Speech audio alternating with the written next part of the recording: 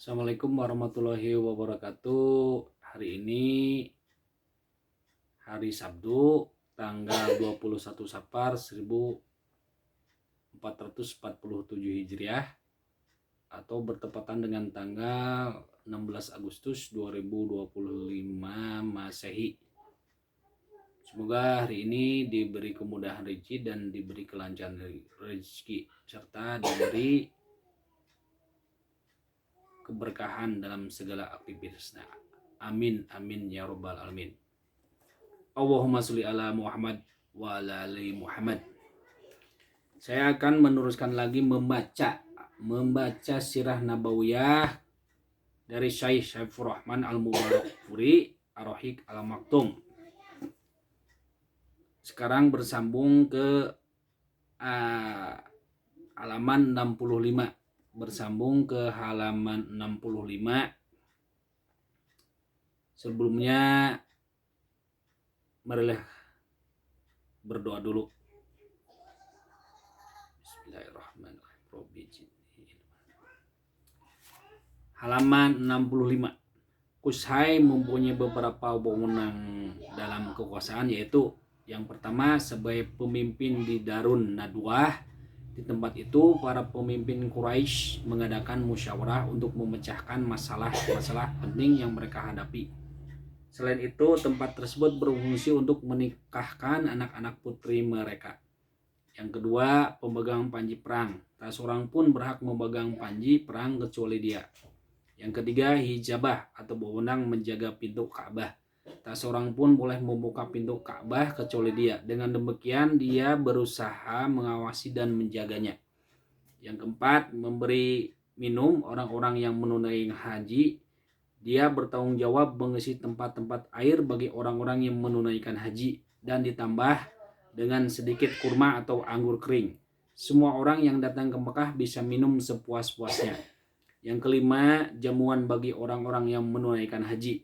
Maksudnya dia menyediakan jamuan yang disajikan bagi orang-orang yang menunaikan haji lewat undangan.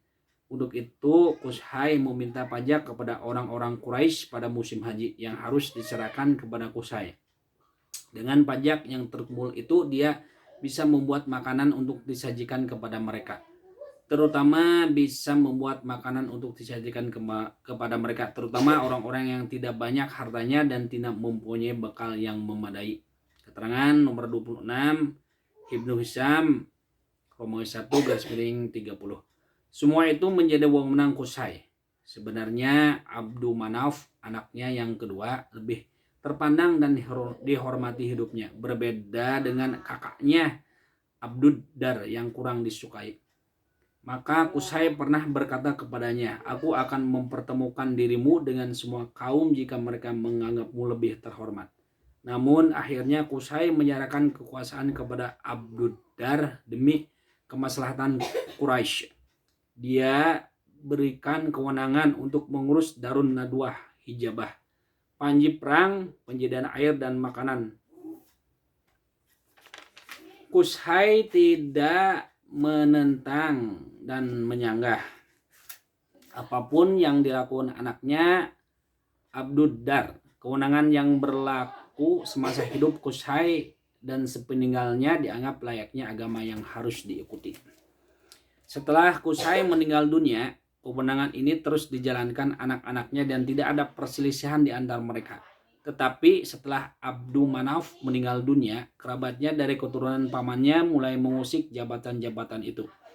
Karena masalah itu pula Quraisy terbagi menjadi dua kelompok. Dan hampir saja mereka saling berperang. Tapi mereka segera berdamai dan sepakat untuk membagi jabatan-jabatan tersebut. Akhirnya ditetapkan kewenangan mengurus air minum dan makanan diserahkan kepada keturunan Abdu Manaf. Sedangkan urusan Darun Nadwah, panji perang dan hijabah diserahkan kepada keturunan Abdud Dar. Keturunan Abdu Manaf sepakat untuk membuat undian siapakah yang berhak mendapatkan jabatan tersebut, dan akhirnya undian itu jatuh kepada Hashim bin Abdu Manaf. Dialah yang berwenang menangani penyediaan air minum dan makanan sepanjang hidupnya. Setelah Hashim meninggal dunia, jabatan tersebut digantikan oleh saudaranya Al-Muttalib bin Abdul Manaf. Setelah itu dilanjutkan Abdul Muttalib bin Hashim bin Abdul Manaf, kakek Rasulullah Shallallahu Alaihi Wasallam. Kemudian dilanjutkan anak-anaknya hingga masa Islam, dan kewenangan ini ada di tangan Al-Abbas bin Abdul Muttalib. Keterangan nomor 27 Ibnu Hisham Romawi 1 garis miring 129, 132, 137, 142, 178 sampai 179. Selain itu, Quraisy masih mempunyai beberapa jabatan lain yang dibagi di antara mereka. Dengan demikian, mereka telah membentuk satu pemerintahan kecil, atau lebih tepatnya pemerintahan kecil yang demokratis. Ada pembatasan masa jabatan dan bentuk-bentuk pemerintahan yang mirip dengan sistem pemerintahan pada zaman sekarang, yang dikenal dengan istilah parlemen dan majelis parlemen. Berikut ini jabatan-jabatan yang dimaksud. Yang pertama, Al-Isar, yaitu penanganan tempat api pada berhala untuk pemberian sumpah. Jabatan ini berada di tangan Bani Jumah. Yang kedua, Tahjirul Anwal, yaitu penanganan korban dan nazar yang dipersembahkan kepada berhala. Jabatan ini juga menangani penyelesaian permusuhan, dan persekutuan Bani Sam memegang jabatan ini. Yang ketiga, permusyawaratan dijabat oleh Bani Asad. Yang keempat, Al-Ashnaq, yaitu pengaturan tebusan dan denda. Jabatan ini dijalankan oleh Bani Taim. Yang kelima, hukuman atau pembawa panji kaum. Jabatan ini diberikan kepada Bani Umayyah. Yang keenam, Al-Qubah, yaitu penanganan militer dan pasukan kuda. Urusan ini ditangani oleh Bani Mahjum. Yang ketujuh, As-Sifarah, kedutaan. Jabatan ini dipegang oleh Bani Adi. Keterangan nomor 28 Tarihu Ardil Quran Romawi 2 garis miring 104 sampai 106.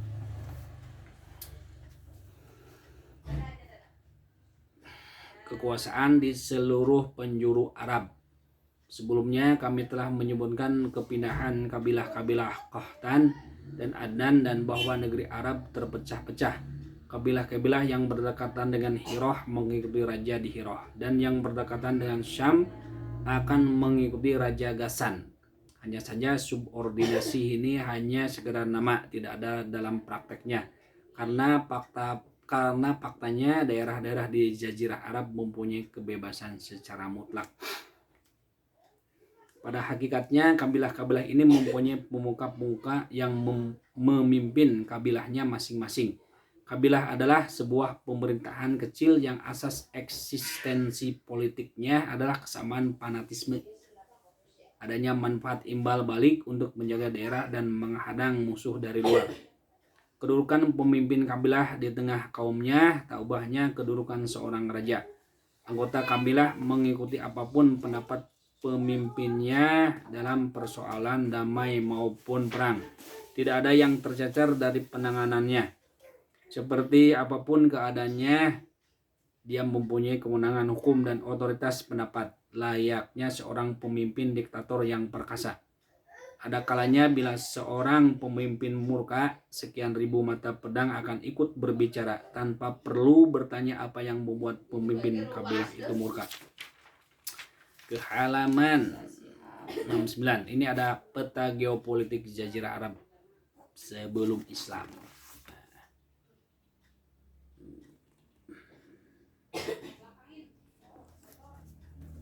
Ini saya akan baca peta geopolitik Jazirah Arab sebelum Islam. Ada Bizantium, Laut Tengah, Alexandria, Manuf, Taibah, Kerajaan Nubia, Laut Merah, Aksum, Gasanah, Jazirah, Sungai Eufrat, Sungai Tigris, Munazirah, Bakar, Kilab, Daumaturi, Jandal, Yastrib, Kindah, Jazirah Arab, Mekah, Taib, Rabqali, ada Aramaut, Saniyah, Rasawad, Azafun, Persia, Syainus, Kyrgyzstan, Laut Arab, Laut Aden, Rabqali, Adramaut, Laut Aden.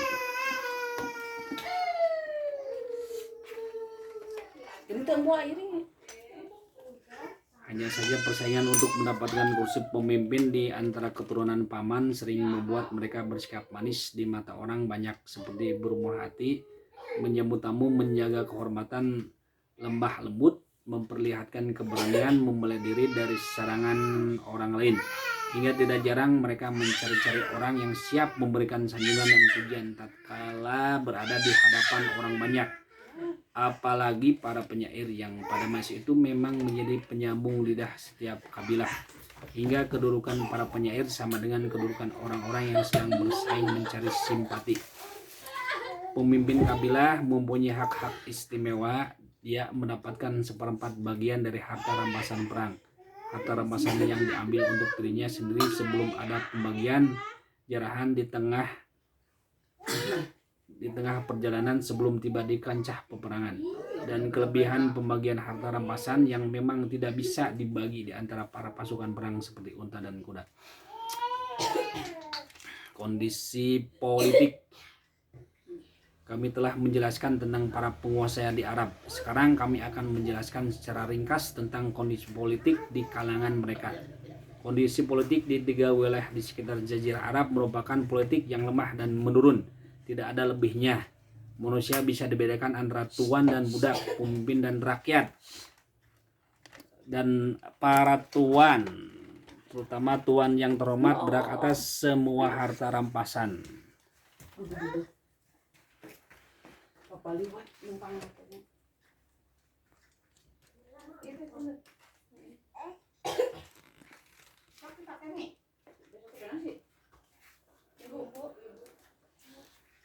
Ya, tidak hanya saja persaingan untuk mendapatkan kursi pemimpin di antara keturunan paman sering membuat mereka bersikap manis di mata orang banyak, seperti bermurah hati, menyambut tamu, menjaga kehormatan, lemah lembut, memperlihatkan keberanian, membela diri dari serangan orang lain, hingga tidak jarang mereka mencari-cari orang yang siap memberikan sanjungan dan pujian tatkala berada di hadapan orang banyak. Apalagi para penyair yang pada masa itu memang menjadi penyambung lidah setiap kabilah, hingga kedudukan para penyair sama dengan kedudukan orang-orang yang sedang bersaing mencari simpati.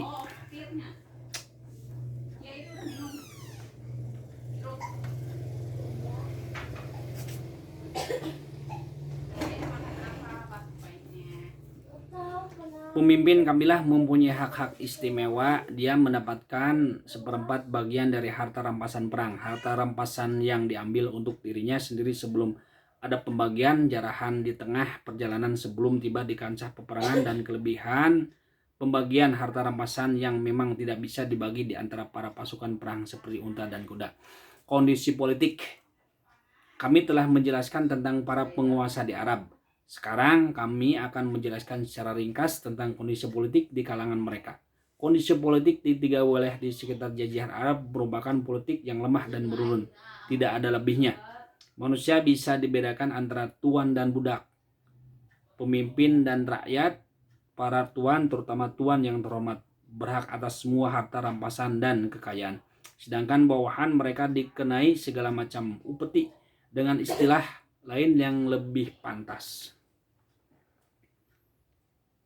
Dengan istilah lain yang lebih jelas, rakyat bisa diumpamakan ladang yang harus mendatangkan hasil lalu diserahkan kepada pemerintah.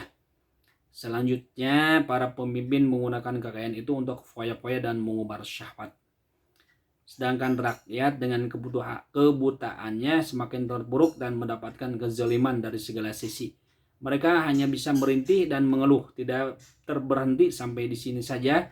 Bahkan mereka masih harus menahan rasa lapar, ditekan dan mendapat berbagai macam penyiksaan dengan sikap diam tanpa mengadakan perlawanan sedikit pun. Kekuasaan yang berlaku ke halaman 70.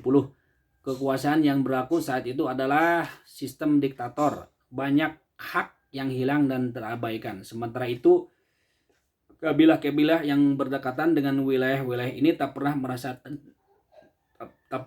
tentram, karena mereka juga menjadi mangsa nafsu dan berbagai kepentingan. Karena itu mereka kadang-kala harus masuk wilayah Irak dan Syam. Kabilah-kabilah di Jazirah Arab tidak pernah rukun. Mereka lebih sering diwarnai permusuhan antar kabilah, perselisihan rasial dan agama, sehingga salah seorang pemikir mereka berkata dalam syairnya, "Aku hanyalah sesuatu yang dicari, jika ketemu ketemulah ia, dan jika tidak ketemulah ia." Mereka tidak mempunyai seorang raja yang memberikan kemerdekaan atau sandaran yang bisa dijadikan tempat kembali dan bisa diandalkan saat menghadapi kesulitan dan krisis. Adapun kekuasaan di Hijaz di mata bangsa Arab memiliki kehormatan tersendiri. Mereka melihat kekuasaan di Hijaz sebagai pusat kekuasaan agama. Sebenarnya kekuasaan itu merupakan campuran antara unsur keduniaan, pemerintahan, dan agama yang berlaku di kalangan bangsa dengan istilah kepemimpinan agama. Mereka berkuasa di tanah suci dengan sifat sebagai kekuasaan yang mengurus para bezirah Ka'bah dan pelaksana syariat Nabi Ibrahim. Mereka mempunyai aturan tentang masa jabatan dan bentuk-bentuk pemerintahan yang menyerupai sistem parlemen pada zaman sekarang, seperti yang sudah kita singgung sebelumnya. Sayangnya, kekuasaan ini sangat lemah dan tidak mampu mengemban beban, sebagaimana yang terjadi saat peperangan melawan orang-orang Habasyah. Ke halaman 71. Agama bangsa Arab. Mayoritas bangsa Arab mengikuti dakwah Ismail alaihissalam, yaitu tatkala beliau menyuruh kepada agama bapaknya Ibrahim alaihissalam. Inti ajarannya menyembah kepada Allah, mengesahkannya dan memeluk agamanya. Waktu bergulir sekian lama hingga banyak di antara mereka yang melalaikan ajaran yang pernah disampaikan kepada mereka. Meskipun demikian, masih ada sisa-sisa tauhid dan beberapa syiar dari agama Ibrahim. Hingga muncul Amru bin Luhai, pemimpin Bani Khuza'ah. Dia tumbuh sebagai orang yang dikenal suka berbuat kebajikan, mengeluarkan sedekah, dan peka terhadap urusan-urusan agama, sehingga semua orang mencintainya dan hampir-hampir menganggapnya sebagai salah seorang ulama besar dan wali yang disegani. Suatu saat dia mengadakan perjalanan ke Syam. Di sana dia melihat penduduk Syam yang menyembah berhala dan menganggap hal itu sebagai sesuatu yang baik serta benar. Sebab menurutnya Syam adalah tempat para rasul dan kitab. Karena itulah dia pulang sambil membawa berhala Hubal dan meletakkannya di dalam Ka'bah. Setelah itu dia mengajak penduduk Mekah untuk membuat kesyirikan terhadap Allah. Orang-orang Hijaz pada akhirnya banyak yang mengikuti penduduk Mekah karena mereka dianggap sebagai penguasa Ka'bah dan penduduk tanah suci. Keterangan ke-1. Muktahasar Siratur Rasul, Syekh Muhammad bin Abdul Wahab, halaman 12. Selanjutnya ke halaman 72 dan 73. Ini ada peta sebagian berhala yang disembah bangsa Arab pada masa jahiliyah.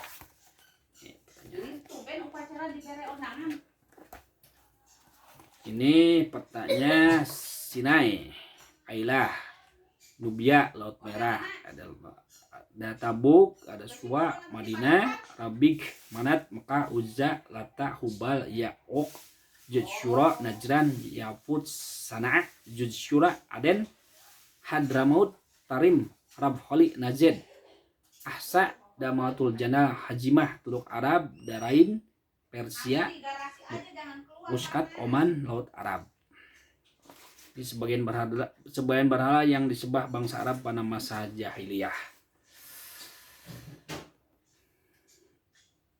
Ini ada di Wad, terus di Suwa, Manat, Uzza, Hubal, Lata, Ya'uq, Jusyura, Yaufus, Jusyura. Halaman 73. Berhala mereka yang tertua adalah Manat yang ditempatkan di Musyallal, di tepi Laut Merah dan di dekat Kudaij. Kemudian mereka membuat Lata di Taif dan Uzza di Wadi Nakhlah. Inilah 3 berhala yang paling besar. Setelah itu kemusyrikan semakin merebak dan berhala-berhala yang lebih kecil bertebaran di setiap tempat di Hijaz. Dikisahkan bahwa Amru bin Luhai mempunyai pembantu dari jenis jin. Jin ini memberitahukan kepadanya bahwa berhala-berhala kaum Nuh, Wad, Syuwa, Yaguts, Ya'uq, dan Nasr terpendam di Jeddah. Maka dia datang ke sana dan mengangkatnya, lalu membawanya ke Tihamah. Setelah tiba di musim haji, dia menyerahkan berhala-berhala itu kepada berbagai kabilah. Keterangan nomor 2 yaitu Sahih Al-Bukhari nomor 1 222. Akhirnya berhala-berhala itu kembali ke tempat asalnya masing-masing. Dengan demikian di setiap kabilah dan di setiap rumah hampir bisa dipastikan ada berhalanya. Selain itu mereka memenuhi Al-Masjid Al-Haram dengan berbagai macam berhala dan patung. Ketika Rasulullah SAW menaklukkan Mekah, di sekitar Ka'bah terdapat 360 berhala. Rasulullah SAW menghancurkan berhala-berhala itu hingga runtuh semua. Selanjutnya beliau memerintahkan agar berhala-berhala tersebut dikeluarkan dari masjid dan dibakar. Keterangan nomor 3 Ibid halaman 13, 50-52 dan 54. Begitulah kisah kemusyrikan dan penyembahan terhadap berhala yang menjadi fenomena terbesar dari agama orang-orang jahiliyah yang menganggap dirinya berada pada agama Ibrahim. Mereka juga mempunyai beberapa tradisi dan upacara penyembahan berhala yang mayoritas diciptakan oleh Amru bin Luhai. Orang-orang mengira apa yang diciptakan Amru itu merupakan sesuatu yang baru dan baik, serta tidak mengubah agama Ibrahim. Di antara upacara penyembahan berhala yang mereka lakukan adalah yang pertama, mereka mengelilingi berhala dan mendatanginya sambil berkomat kamit di hadapannya. Mereka meminta pertolongan kepadanya tatkala menghadapi kesulitan, berdoa untuk memenuhi kebutuhan dengan penuh keyakinan bahwa berhala-berhala itu bisa memberikan syafaat di sisi Allah dan mewujudkan apa yang mereka kehendaki. Halaman 74. Yang kedua, mereka menunaikan haji dan tawaf di sekeliling berhala, merunduk dan sujud di hadapannya. Yang ketiga, mereka mengadakan penyembahan dengan menjanjikan berbagai macam korban, menyembelih hewan piaraan dan hewan korban demi berhala dan menyebut namanya. Dua jenis penyembelihan ini telah disebutkan Allah di dalam firman-Nya. A'udzubillahi minasyaitonirrajim. Bismillahirrahmanirrahim. Wa ma zubiha 'alan nusub. Dan diharamkan bagimu yang disembelih untuk berhala. Al-Maidah ayat ketiga. Wala ta'kulu mimma lam yuzkar ismullahi alaih. Dan janganlah kamu memakan binatang yang tidak disebut nama Allah ketika menyembelihnya. Quran surat Al-An'am ayat 121. Yang keempat, bentuk peribadatan yang lain mereka mengkhususkan sebagian dari makanan dan minuman yang mereka pilih untuk disajikan kepada berhala, dan juga mengkhususkan bagian tertentu dari hasil panen dan binatang piaraan mereka. Ada juga orang-orang tertentu yang mengkhususkan sebagian lain bagi Allah. Yang pasti mereka mempunyai banyak sebab untuk memberikan sesaji kepada berhala yang tidak akan sampai kepada Allah. Apa yang mereka sajikan kepada Allah hanya sampai kepada berhala-berhala mereka. Allah berfirman, Bismillahirrahmanirrahim. وَجَعَلُوا لِلَّهِ مِمَّا زَرَعَ مِنَ الْحَرْثِ وَالْأَنْعَامِ نَصِيبًا فَقَالُوا هَذَا لِلَّهِ بِزَعْمِهِمْ وَهَذَا لِشُرَكَائِنَا فَمَنْ كَانَ لِشُرَكَائِهِمْ فَلَا يَصِلُ إِلَى اللَّهِ وَمَا كَانَ لِلَّهِ فهو يشير إلى شركائهم ساء ما يحكمون. Dan mereka memperuntukkan bagi Allah satu bagian dari tanaman dan ternak yang telah diciptakan Allah. Lalu mereka berkata sesuai dengan persangkaan mereka, ini untuk Allah dan ini untuk berhala-berhala kami. Maka sajian-sajian yang diperuntukkan bagi berhala-berhala mereka tidak sampai kepada Allah. Dan sajian-sajian yang diperuntukkan bagi Allah, maka sajian itu sampai kepada berhala-berhala mereka. Amat buruklah ketetapan mereka itu. Quran surat Al-An'am ayat 136. Yang kelima, di antara jenis peribadatan yang mereka lakukan ialah dengan bernazar menyajikan sebagian hasil tanaman dan ternak untuk berhala-berhala itu. Allah berfirman, Bismillahirrahmanirrahim. Wa qalu hazihi an'amu wa harasun hijrun la yat'amuha illa man nasha'u bi za'mihim wa an'amun hurimat zuhuruha wa an'amun la yadhkuruna ismallahi 'alaiha fatira'an 'alaihi sayajazihim bima kanu yaftarun. Dan mereka mengatakan inilah hewan ternak dan tanaman yang dilarang, tidak boleh memakannya kecuali orang yang kami kehendaki menurut anggapan mereka, dan ada binatang ternak yang diharamkan menungganginya, dan ada binatang ternak yang mereka tidak menyebut nama Allah waktu menyembelihnya, semata-mata membuat kedustaan terhadap Allah. Kelak Allah akan membalas mereka terhadap apa yang selalu mereka ada-adakan. Quran Surat Al-An'am ayat 138. Yang keenam, beberapa jenis unta yang dijuluki bahirah, saibah, washilah, dan hami juga diperlakukan sedemikian rupa. Ibnu Ishaq mengisahkan bahirah ialah anak saibah, unta betina yang beranak 10, yang semuanya betina dan sama sekali tidak mempunyai anak jantan. Unta ini tidak boleh ditunggangi, tidak boleh diambil bulunya, dan susunya tidak boleh diminum kecuali oleh tamu. Jika kemudian melahirkan lagi anak betina, maka telinganya harus dibelah. Setelah itu ia harus dilepaskan secara bebas bersama induknya dan harus mendapat perlakuan seperti induknya. Wasilah adalah domba betina yang selalu melahirkan anak kembar betina selama 5 kali secara berturut-turut. Tidak diselingi kelahiran anak jantan sama sekali. Domba ini dijadikan sebagai perantara untuk beribadatan. Oleh karena itu mereka berkata, aku mendekatkan diri dengan domba ini. Tetapi bila setelah itu unta tersebut melahirkan anak jantan dan tidak ada yang mati, maka domba ini boleh disembelih dan dagingnya dimakan. Hami adalah unta jantan yang sudah membuntingi 10 betina yang melahirkan 10 anak betina secara berturut-turut tanpa ada jantannya. Unta seperti ini tidak boleh ditunggangi, tidak boleh diambil bulunya, harus dibiarkan lepas dan tidak boleh dimanfaatkan untuk kepentingan apapun. Untuk itu Allah menurunkan ayat Bismillahirrahmanirrahim. Ma ja'alallahu min bahiratin wala saibatin wala wasilatin wala hammin walakinnal ladzina kafaru yaftaruna 'ala Allahi al-kadziba wa aktsaruhum la ya'lamun. Allah sekali-kali tidak pernah mensyariatkan adanya bahirah, saibah, wasilah, dan ham.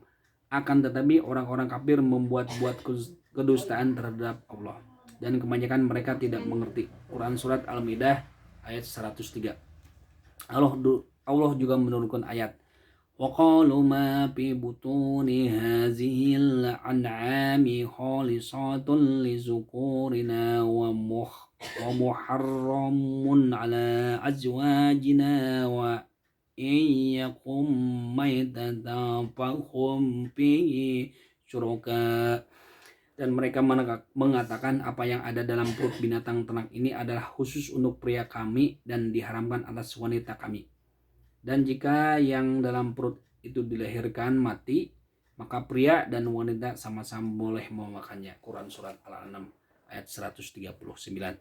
Namun ada yang menafsirkan binatang ternak tersebut berbeda dengan yang telah disebutkan tadi.